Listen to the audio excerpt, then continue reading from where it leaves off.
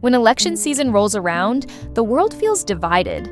It's not just a difference of opinion, it feels like a battle between us and them.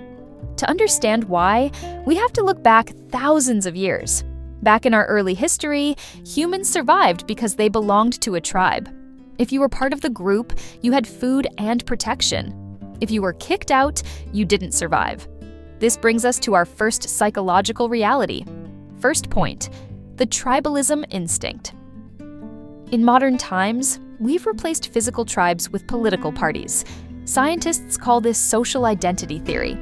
When you see your candidate winning, your brain releases dopamine, the feel-good chemical. But when you see the other side doing well, your brain triggers the same alarm bells it would for a physical threat.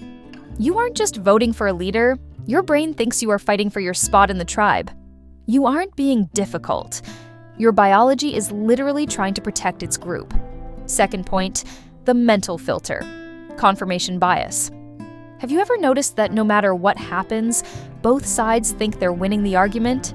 Think of your brain as a busy editor. It gets thousands of stories every day, but it only wants to publish the ones that fit its favorite narrative. If you already believe candidate A is a hero, your brain stamps every good story about them as true and throws every bad story in the trash without even reading it. We don't see the world as it is. We see the world as we expect it to be. This is why two people can watch the exact same debate and come away with two completely different versions of what happened. We don't perceive the truth, we perceive what makes us feel comfortable. Third point, the lizard brain, fear appeals. Why are political ads always so scary? Why do they talk about disaster, collapse, or threats? It's because of a tiny almond-shaped part of your brain called the amygdala. This is often called the lizard brain because it handles our most basic survival instincts, fight or flight. When a campaign uses fear appeals, they are trying to hijack your brain. When you are scared, your logical center, the part that handles math and long-term planning, actually slows down. The lizard brain takes over. In this state, you stop looking for a policymaker and start looking for a protector. Fear is the fastest way to turn off a voter's logic. When the lizard brain is in charge, logic doesn't stand a chance. Fourth point, the internal glitch, cognitive dissonance. Finally, let's talk about that uncomfortable feeling when your favorite leader does something wrong.